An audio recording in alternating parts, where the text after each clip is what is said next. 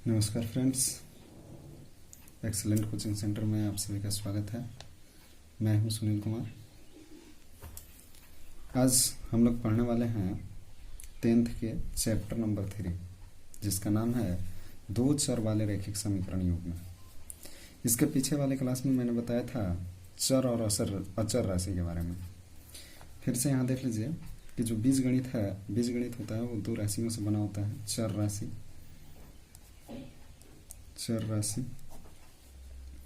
और दूसरा होता है चर राशि, जिसके अंतर्गत आते हैं वो राशि जो कभी बदलती नहीं, जिसके अंतर्गत जैसे कि X Y Z A B कुछ भी जो बदलेगा नहीं।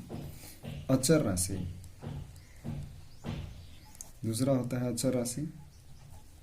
अचर राशि का मतलब होता है गिनती में आने वाली राशि, 1 2 -1 4 कुछ भी कह सकते हैं, ये सब आपका अचर राशि होता है। तो यहाँ हम लोग पढ़ने वाले हैं दो चर वाले रैखिक समीकरण युग्म। इसके पीछे वाले क्लास में भी हम बताए थे कि रैखिक बहुपद किसे कहते हैं। तो वैसा बहुपद जिसका घात सिर्फ और सिर्फ 1 हो रैखिक बहुपद कहलाता है। द्विघात बहुपद जिसका सबसे अधिकतम घात 2 हो द्विघात बहुपद कहलाता है। तो हम लोग यहाँ पढ़ने वाले हैं रैखिक बहुपद यानी रैखिक समीकरण के बारे में। तो देखिए, अगर हम ले लेते हैं माना कि x तथा y दो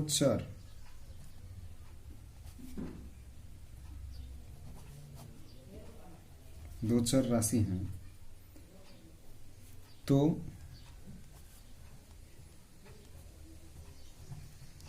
रैखिक समीकरण युग्म का व्यापक रूप, रैखिक समीकरण युग्म का जो व्यापक रूप है, एक्सपेंडेड फॉर्म जो है वो कैसा होगा। तो देखिए, रैखिक समीकरण की बात बोला है, वो भी दो चर राशि। मान लिया जाए कि a1x plus b1y plus c1 equal to 0, ये आपका होगा रैखिक समीकरण। और रैखिक समीकरण में दो चर वाले रैखिक समीकरण, इसका युग्म बोला है। युग्म का मतलब होता है जोड़ा। तो जोड़ा लगा दीजिए, b2x plus b2y plus c2 equal to 0, ये आपका होगा रैखिक समीकरण युग्म का विस्तृत रूप। रैखिक समीकरण युग्म का व्यापक रूप, विस्तृत रूप, यह होता है a1x plus b1y plus c1 equal to 0, b2x plus b2y a2x plus b2y plus c2 equal to 0, यही आपका व्यापक रूप है। अब इस पर हम लोग आगे क्वेश्चन बनाते हैं, सोल्व करते हैं। देखिए, बढ़ते हैं हम लोग एक्सरसाइज 3.1। अब जैसे जैसे एक्सरसाइज में हम लोग को फार्मूला का डिमांड होगा, उस प्रकार से फार्मूला बताए जाएंगे। तो एक्सरसाइज प्रश्नावली 3.1 में देखिए, आप कहता है पहला क्वेश्चन कि अमिताभ अपनी पुत्री से कहता है 7 वर्ष पूर्व मैं तुमसे 7 गुनी आयु का था, अब से 3 वर्ष बाद मैं तुमसे केवल 3 गुनी आयु का रह जाऊंगा। इस स्थिति को बीजगणितीय एवं ग्राफीय रूप में व्यक्त करें। हमें ग्राफ भी खींचना है, इसे बीजगणित के रूप में व्यक्त भी करना है। देखिए, तो इसमें क्या किया जाएगा, माना जाएगा, क्योंकि आपके पास तो कुछ दिया नहीं। मानते हैं, माना कि अवतार, क्वेश्चन आप देख लीजिएगा, मिला लीजिएगा। तो पहला क्वेश्चन का हल हम लोग करते हैं, हल यही करेंगे। कह रहा है कि अवतार अपनी पुत्री से कहता है 7 वर्ष पूर्व मैं तुमसे 7 गुनी आयु का था। तो मान लेते हैं, माना कि अवतार का जो आयु है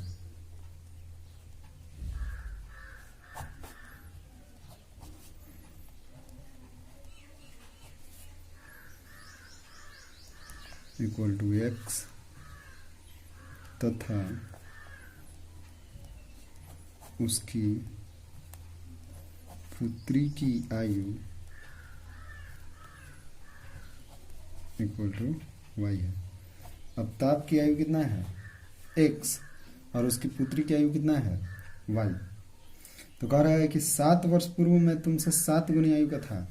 तो अब लेकर जाते हैं पहला कंडीशन, स्थिति नंबर फर्स्ट कहता है या कहता है कि 7 वर्ष पूर्व में तुमसे 7 गुनी आयु का था, इसलिए 7 वर्ष पूर्व अवताप की आयु, तो अभी अवताप है x वर्ष का, तो 7 वर्ष पहले कितना वर्ष का होता है, तो x में से 7 घटा देंगे। जब अवताप का आयु 7 वर्ष कम की है तो उसकी पुत्री का आयु भी तो 7 वर्ष कम करना होगा। तो तथा 7 वर्ष पूर्व अवताप की पुत्री की आयु इक्वल टू कितना होगा, तो y माइनस 7। प्रश्न से आते हैं, प्रश्न से क्या बोल रहा है। अवताप कहता है कि 7 वर्ष पूर्व मैं तुमसे 7 गुनी आयु का था, किससे, अपने पुत्री की आयु से। तो अवताप का आयु 7 वर्ष पूर्व कितना था, तो x माइनस 7, और 7 वर्ष पूर्व उसकी पुत्री की आयु कितना था, तो y माइनस 7। अब देखिए ये बराबर कब होगा, अवताप तो इससे 7 गुना आयु बड़ा था, तो 7 से अगर हम पुत्री की आयु को गुना कर देते हैं तो दोनों क्या हो जाएंगे, बराबर हो जाएंगे, बराबर उम्र के हो जाएंगे। तो आया कितना, x minus 7 equal to 7y minus 49 equal to x equal to 7y minus में 49 और 7 इधर माइनस में है तो इधर जाकर प्लस में आ गया, यानी x इक्वल टू आया आपका कितना, 7y minus 42, equation number first. अब आते हैं हम लोग, यहाँ कर रहा है अब से 3 वर्ष बाद मैं तुमसे केवल 3 गुनी आयु का रह जाऊंगा। तो अब से 3 वर्ष बाद, यानी कि अभी अवताप की आयु कितना है, x वर्ष, तो लिखेंगे क्या, अब से 3 वर्ष बाद अवताप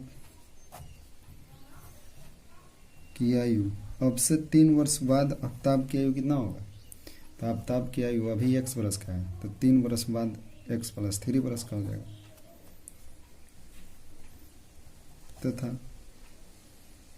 3 वर्ष बाद अवताप 3 वर्ष में बढ़ रहा है तो उसकी पुत्री भी बढ़ रही है, तो y प्लस 3। कहता क्या है कि मैं 3 गुनी आयु करा जाऊंगा। तो पुनः प्रश्न से आते हैं,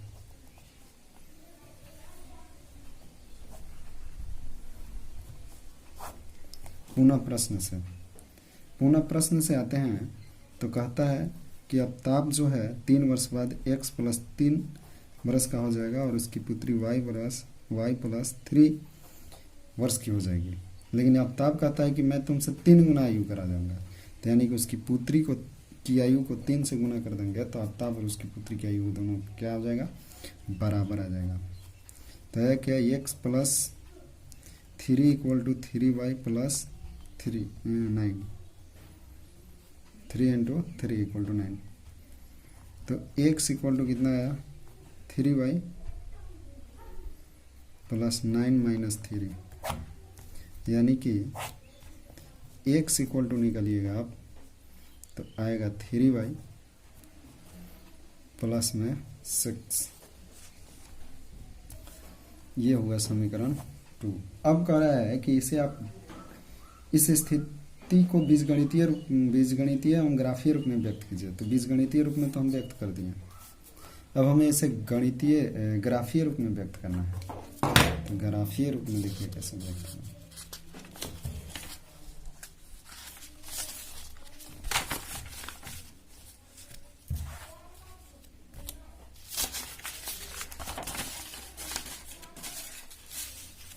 देखिए समीकरण 1 आपका आया था, अब लेंगे क्या,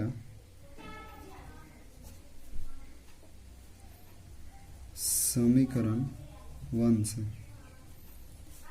से अगर बात करते हैं तो आया कितना है, x equal to 7y minus 42। इसमें हम y का मान रखते जाएंगे, x का मान निकलते जाएगा। एक खाका तैयार कर लेते हैं x और y का, इसमें हम y का मान रखेंगे, x का मान आते जाएगा। y का मान अगर हम रखते हैं 7, चलिए 7 ही रखते हैं, 7 रख दिए। 7 इंटू 7 49, 49 में से 42 घटेगा तो कितना है, 6। अब देखिए y के जगह हम रखेंगे, अगर 6 रखते हैं तो x का मान कितना आएगा, 0। कैसे आया देखिए, y इक्वल टू 7 हो तो x equal to 7 into 7 minus 42, यानी 49 माइनस 42 इक्वल टू 7। इसी प्रकार 6 रख देंगे तो 0 आ जाएगा। अब देखिए 2 पॉइंट तक x और y का वैल्यू आप निकाल सकते हैं, इसे आगे भी निकालना चाहिएगा तो निकाल लीजिएगा, लेकिन 2 पॉइंट कम से कम, चूँकि ग्राफ खींचने में आसानी होगी तभी ग्राफ खींचा जा सकता है, 2 पॉइंट रहने पर ही। अब देखिए अगला लेते हैं समीकरण 2 से। समीकरण 2 से अगर लेते हैं तो क्या मिलता है हमें, x इक्वल टू दिया है 3y प्लस 6। आप y का मान रखेंगे, x का मान आएगा xy, y का मान रखना है, रखिए y का मान यदि यहाँ आप रखते हैं 0 तो x का मान आया 6। अगर y का मान आप रखते हैं -2 तो x का मान आएगा 0। अब ग्राफ खींचना है, ग्राफ में आप जानते हैं कि ग्राफ में एक x एक्सिस और एक y एक्सिस,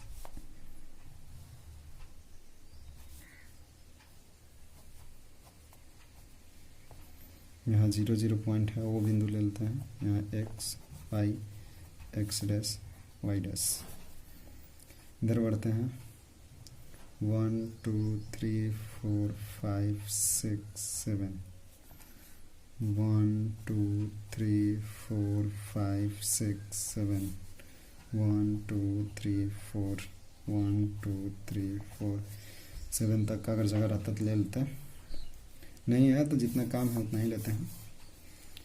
1 2 3 4 5 6 7,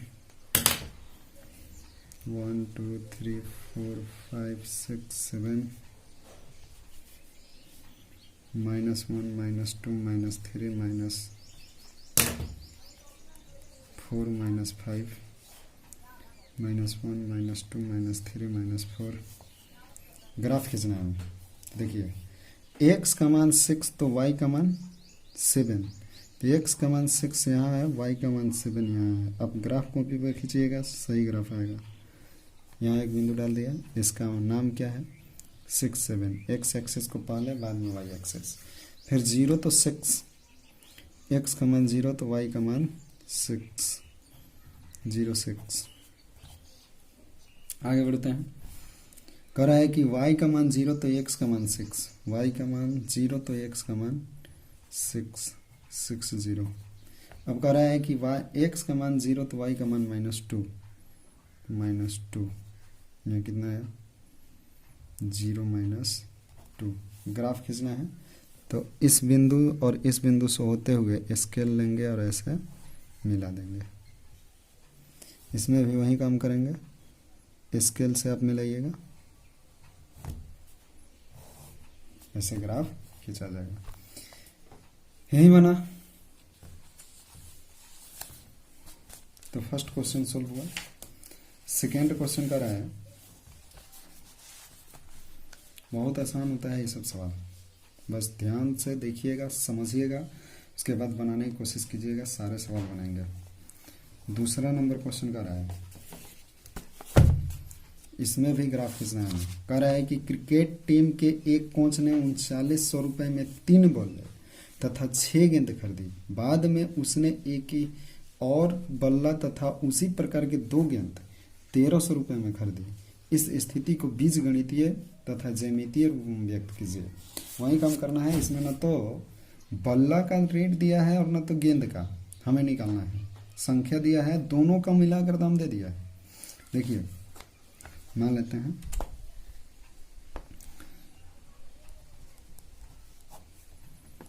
माना कि एक बल्ले की कीमत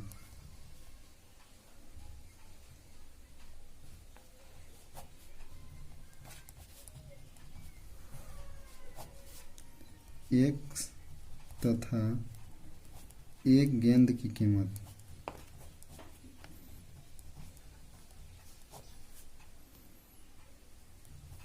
वाई। तो आते हैं प्रश्न से। इसलिए प्रश्न से क्या बोल रहा है, प्रश्न से लिख देने का मतलब है कि हमें ज़्यादा लिखना नहीं पड़ेगा। कह रहा है कि 3 बल्ला और 6 गेंद। 3 बल्ला, एक बल्ला की कीमत 100 रुपया, तो 3 बल्ला की कीमत 3x। 6 गेंद तो 6y, क्योंकि गेंद को हम क्या माने हैं y, 6y इक्वल टू कितना रुपये लगा है 3900। कॉमन देखते हैं, कॉमन मिल जाता है हमें, 3 कॉमन मिला तो x + 2y इक्वल टू 3900। तो x + 2y करेंगे तो 3900/3 कटा तो x प्लस में 2y इक्वल टू आया 1300। ये आपका इक्वेशन नंबर फर्स्ट। इसे भी ग्राफीय विधि से हल करना है। अब देखिए दूसरा दे रहा है, पुनः प्रश्न से बढ़ेंगे। पुनः प्रश्न से लिखिए, प्रश्न अनुसार लिखिए। पुनः प्रश्न से बोल रहा है कि एक बल्ला और 2 गेंद। एक बल्ला तो एक बल्ला की कीमत 100 रुपया और 2 गेंद की कीमत 2y इक्वल टू कितना 1300 रुपया में खरीदा गया है। तो ये समीकरण आपका कितना हुआ 2। अब यहाँ आपका आता है वही काम जो पिछला में किए थे, समीकरण 1 से लेते हैं। ग्राफीय विधि से हल करना है, ये तो हम बीजगणितीय विधि से हल कर लिया। ज्यामितीय विधि कहने का मतलब है ग्राफीय विधि। अब समीकरण 1 और समीकरण 2 दोनों देखिए आपस में बराबर है। किसी एक का ही हम ग्राफ खींचेंगे, दोनों का खींचा जाएगा। तो समीकरण 1 से यदि लेते हैं तो देखिए ग्राफ कैसा आएगा।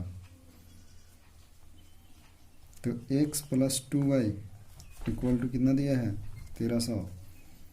तो x हमें निकालना है, तो 1300 में से 2y को क्या कर देंगे घटा देंगे। अब यहाँ खाका तैयार कर लेते हैं, x और y का। y का मान रखिए, y का मान मान लीजिए कि हम 200 रुपये रख देते हैं।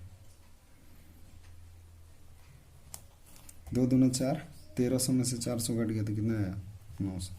y का मान मान लीजिए कि हम 600 रुपये रख लेते हैं। तो x का मान मेरा कितना आएगा तो 100। y का मान मान लीजिए कि हम 500 रख लेते हैं। तो x का मान कितना आएगा 300। इस प्रकार से रखें, ग्राफ खींचना होगा। वही काम माइनस भी एक भी पॉइंट नहीं आया है हमारा, माइनस में लिखना भी होगा तो लिख लीजिएगा। x y x dash y dash, यहाँ 0 0 है। 1 2 3 4 5 6 7 8 9। 1 2 3 4 5 6 7 8 9 10 तक जाए, जितना तक जाए। देखिए कोई भी माइनस में नहीं आया, इसलिए माइनस में हम लोग को लिखना भी नहीं है। 100 से लेकर गैपिंग का जो आंकड़ा है 100 लेकर चलते हैं। तो ये 100, ये 200, ये 300, ये आपका है 400, यह आपका है 500, ये आपका है 600, ये आपका है 700, ये आपका है 800, ये आपका है 900। इसी प्रकार 100, 200, 300, 400, 500, 600, 700, 800, 900। आप ग्राफ की कॉपी पर बनाइएगा, फिगर एकदम सही आएगा। तो अब देखिए, इस पर जब खींचना है ग्राफ, यहाँ बोला है कि x का मान 900 तो y का मान 200, तो 900 और 200 यहाँ बिंदु आ रहा है, इस बिंदु का नाम देंगे 900, 200। अब फिर कह रहा है कि 100 तो 600, 100 तो इसका मान कितना है 600, यानी यहाँ आ रहा है 100, 600, 300, 500, 300, 500,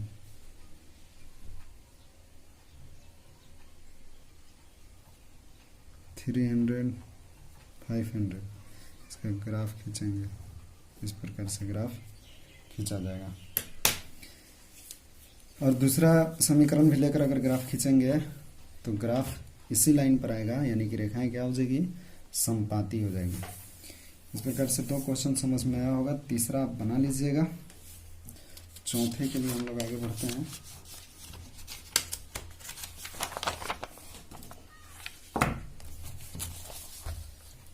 अब देखिए आप, चौथा इसमें नहीं दिया है, 3 क्वेश्चन ही दिया है, 2 बता दिए हैं। 3 क्वेश्चन आप अपना से कोशिश कीजिएगा, नहीं बनेगा पूछिएगा। अब आते हैं हम लोग एक्सरसाइज 3.2। 3.2 आने से पहले आपको कुछ HW मिलेंगे जो याद कर लीजिएगा। आपको बता दें कि अभी तुरंत बताए थे कि 2 चर वाले रैखिक समीकरण युग्म लिखते हैं, चूंकि x तथा y यदि कर दो, यदि x तथा y चर राशि हो तो 2 चर वाले रैखिक समीकरण युग्म का व्यापक रूप, आपको पीछे भी बताया गया है कि यदि एक्स वाई चर राशि हो तो 2 चर वाले रैखिक समीकरण युग्म का व्यापक रूप होगा, क्या होगा, तो a1x plus b1y plus c1 equal to 0, a2x plus b2y plus c2 equal to 0। ये आपका क्या होगा, समीकरण युग्म है। अब आप इन्हीं से हम इनके अनुपात की तुलना करेंगे। देखिए, आपको जो हम बताने वाले हैं ये चार्ट आपको याद करना होगा। इस चार्ट को याद कीजिएगा तो आगे क्वेश्चन सोल्व होंगे, आसानी से क्वेश्चन सोल्व होंगे, और याद करना ही पड़ेगा क्योंकि इस चार्ट से, यह चार्ट ही भी है, इस चार्ट से 2 नंबर का क्वेश्चन पूछता है। जैसे पूछ दिया कि यदि 2 रेखाएं आपस में प्रतिच्छेद करती हैं तो बीजगणितीय निरूपण क्या होगा, तो केवल एक हल होगा। यहाँ देखिए, जब 2 रेखाएं प्रतिच्छेद करती हैं तो उसके बीजगणितीय निरूपण जो होता है केवल एक हल होता है। अब इसके अनुपातों की तुलना करके इसके बारे में हम जानकारी प्राप्त करते हैं कि a1/a2 बराबर अगर नहीं हुआ b1/b2 तो रेखाएं प्रतिच्छेद करेंगी और केवल इसका एक हल होगा, यानी अद्वितीय हल होगा। आपको यही बताने वाले हैं। देखिए,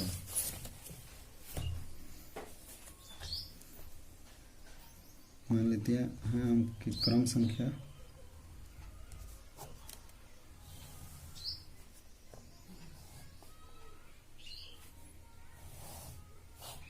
आपका समीकरण युग में यही रहेगा, अनुपातों की तुलना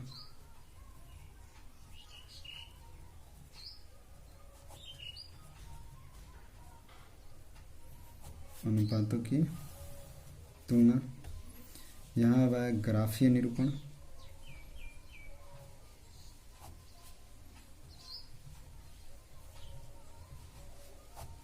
ग्राफीय निरूपण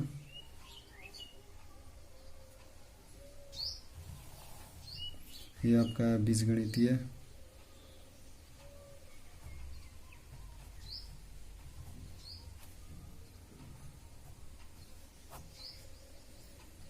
निरूपण, और पॉइंट छूट गया।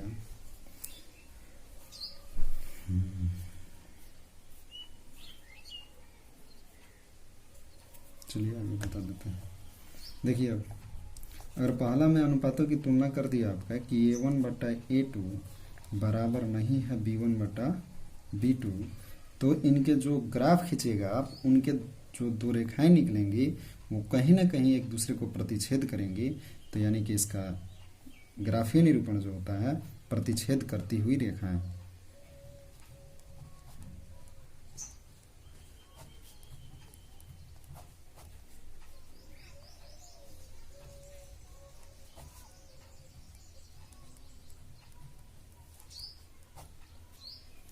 अब देखिए बीजगणितीय निरूपण इसका क्या होगा, तो केवल एक ही हल होगा।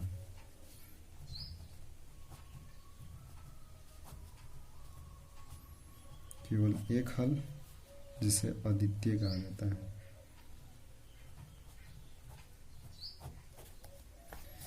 दूसरा कंडीशन आता है कि यदि A1/A2 बराबर हो गया B1/B2 बराबर हो गया C1/C2, यानी A1/A2 बराबर B1/B2 बराबर C1/C2, तो रेखाएं जो होंगी इसका जब ग्राफ खींचेगा तो संपाती आएगा। जिस प्रकार से अभी हम पीछे खींचे थे बल्ला और गेंद वाला, उसी प्रकार का रहेगा।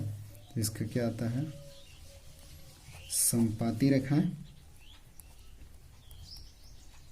रेखाएं कैसी होगी, संपाती, और इसका अपरिमित रूप से अनेक हल होंगे। इसका पॉइंट अनेक हल होंगे, यानी कि बहुत सारे इसका मान आ सकते हैं। जितना आप x का रखिएगा उतना y का आएगा। तो इसका रहेगा अपरिमित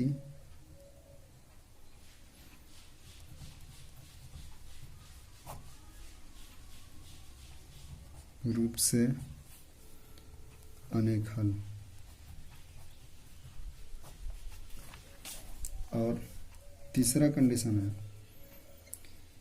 कि A1/A2 बराबर हो B1/B2 बराबर नहीं हो C1/C2, तो जो आप ग्राफ खींचेगा वो एक दूसरे को कहीं प्रतिच्छेद ही नहीं करेगा, समानांतर निकल जाएगा। तो यानी रेखाएं क्या होती है, समांतर रेखाएं।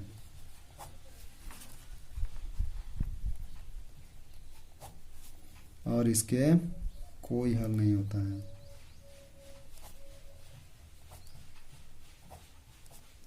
अब ध्यान दीजिए, जो समीकरण 1 की बात करते हैं कि रेखाएं, यहाँ पे जो क्रम संख्या 1 में दिया है कि प्रतिच्छेद करती हुई रेखाएं हैं, केवल एक हल होता है। अगर इसके हम बात करें समीकरण युग्म का कि इसका समीकरण युग्म कैसा होगा, समीकरण युग्म की प्रकृति अगर देखा जाए तो देखिएगा, पहला जो है, पहला का समीकरण युग्म की प्रकृति होता है अविरोधी, अविरोधी समीकरण युग्म होता है। दूसरा की आप प्रकृति जब देखते हैं, दूसरा जो संपाती रेखाएं होती है, इसका अगर प्रकृति देखा जाए तो इसका प्रकृति होती है संपाती या संगत, कहिए संगत होती है। संपाती रेखाएं की प्रकृति कैसी होती है, संगत। और तीसरा, जब रेखाएं समानांतर हो तो इसका समीकरण युग्म की प्रकृति जो होती है असंगत होती है। ये आपका 3 प्रकृतियां। और इसी पर आधारित हम लोग चैप्टर नंबर यानी एक्सरसाइज नंबर 3.1 2 पढ़ेंगे। इसी पर आधारित है क्वेश्चन और इसी पर आधारित इसे सोल्व भी करना है। आसान सा क्वेश्चन है, आप देखें क्वेश्चन को ध्यान से देखिएगा। हम लोग बढ़ते हैं एक्सरसाइज 3.2। एक्सरसाइज 3.2 का क्वेश्चन नंबर फर्स्ट की बात करते हैं। फर्स्ट में 2 क्वेश्चन दिया हुआ है, आप इसे ध्यान से देखें। क्वेश्चन क्या कह रहा है? क्वेश्चन कहता है कि निम्न समस्याओं में रैखिक समीकरणों की युग्म बनाइए और उनके ग्राफीय विधि से हल ज्ञात कीजिए। इसको ग्राफीय विधि से हल भी करना है, जैसे कि पीछे हम किए हैं 3.1 में, उसी प्रकार से इसका भी करना है। अब दिया हुआ है कि कक्षा 10 के 10 विद्यार्थियों ने एक गणित की पहेली प्रतियोगिता में भाग लिया।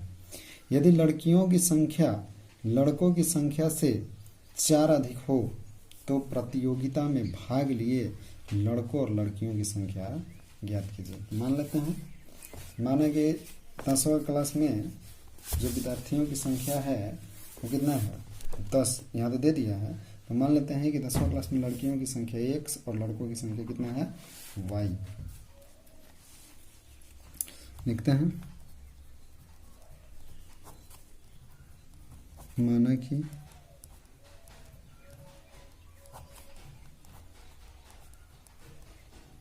लड़कों की संख्या x तथा लड़कियों की संख्या y। टोटल मिला के लड़के और लड़कियां हैं कितने? तो 10। इसलिए प्रश्न से अगर बात करते हैं तो टोटल मिला के 10 है, यानी x लड़का और y लड़की दोनों मिल गए तो कितना हो गए? 10। Equation number first. पुनः प्रश्न से अगर बात करते हैं